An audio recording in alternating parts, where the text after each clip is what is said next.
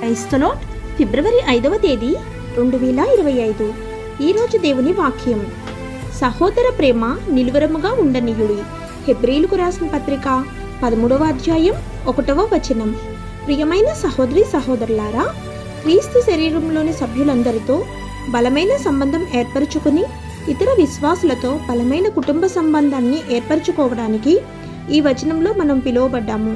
మన స్వంత వ్యక్తిగత అవసరాలు ముందు మన క్రైస్తవ కుటుంబ అవసరాలు పరిగణలోకి తీసుకొని మన స్వంత చర్యలు, వైఖరి, మాటలు, ఉద్దేశాలు, దయతో కూడిన ఆదర్శం ద్వారా ఇతరులను ప్రేమించటం, సత్కార్యాలు చేయడం ద్వారా మన క్రైస్తవ కుటుంబ అవసరాలు పరిగణలోకి తీసుకోవాలి.